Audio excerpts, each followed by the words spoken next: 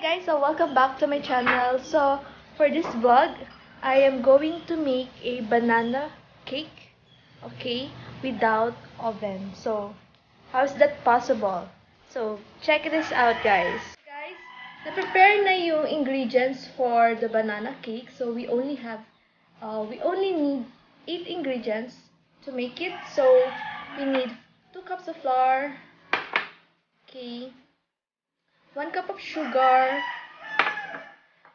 pinch of baking soda and salt, okay, coconut oil, egg, vanilla food flavor, and of course, hindi natin ito matatawag na banana bread or banana cake if walang bananas.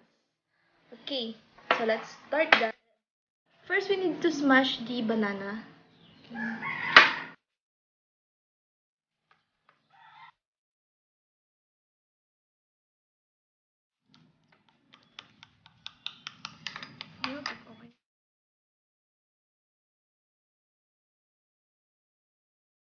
So, by the way guys, wala kaming any baking equipments or nagamit. So, that's why very basic lang yung aming banana bread or banana cake. Okay? Next will be open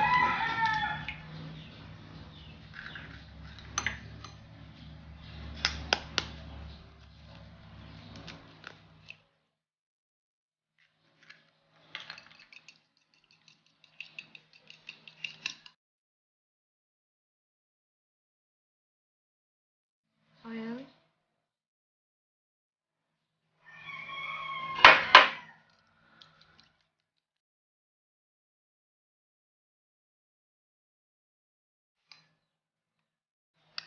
Banana.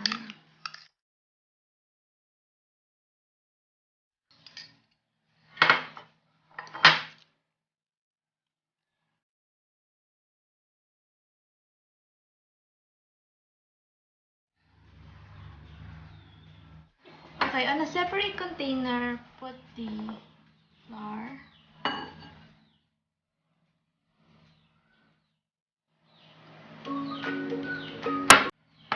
sugar,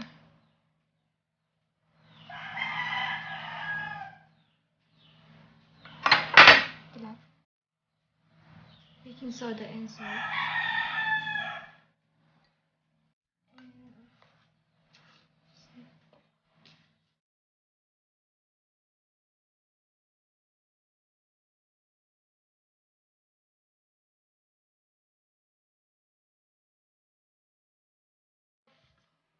Little bit of 1 teaspoon of vanilla.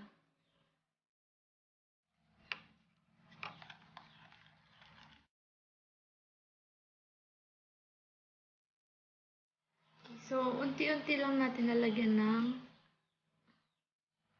flour. I mean mixed flour, baking soda.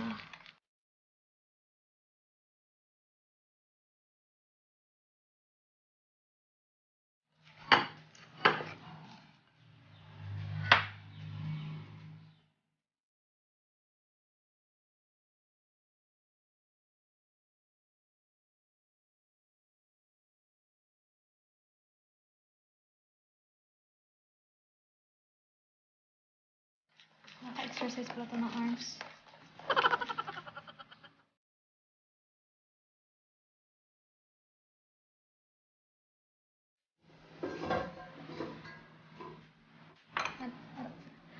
So, ang secret dyan is, di ba wala kaming oven? So, rice cooker ang gagamitin natin para maluto or mabake yung banana bread cake or banana cake. Either way. So, lagyan lang ng konting oil para hindi dumikit yung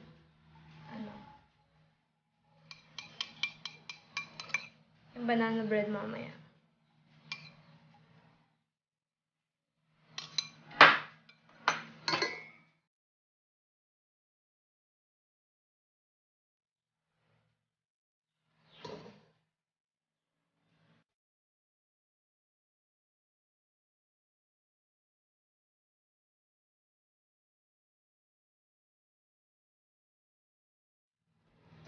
itsura niya.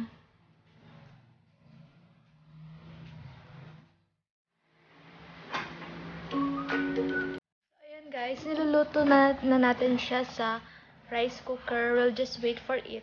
Okay? So, it's either, iluluto natin siya ulit ng 2 times. Okay? Para mas maluto siya. Okay? Tapos, nag-separate pala kami ng isa pang baso or cup. So, itatry naman natin ngayon sa microwave yung mug.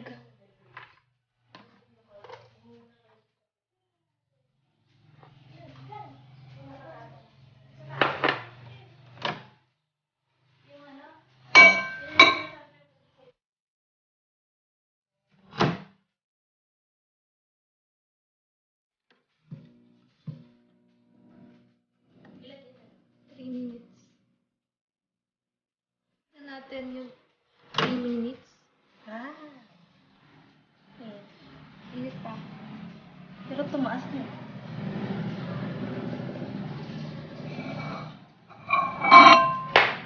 Ang masarap. Or siyang muffin. So, successful yung experiment natin sa mug. Bake in the microwave. Okay. So, I'll just taste it first.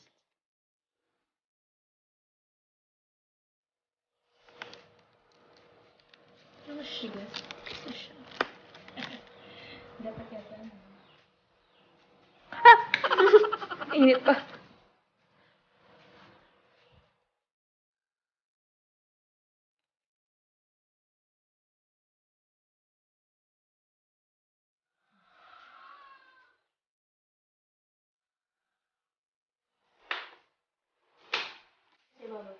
Parang siya naging biscuit.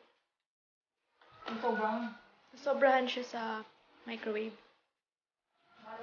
Pero masarap siya.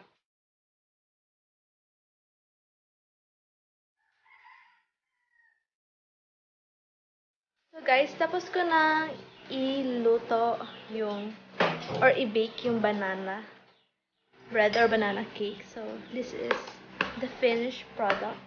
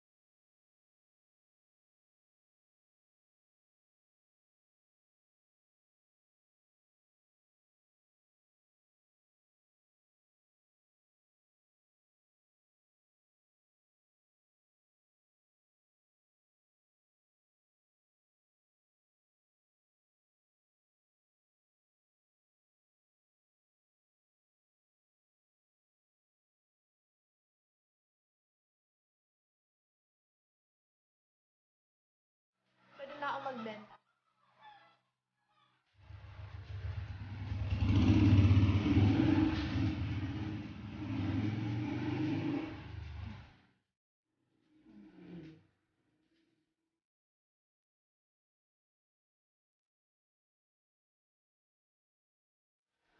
That's it guys. Successful ang aking banana cake or banana bread. So, see you again on my next vlog. Bye!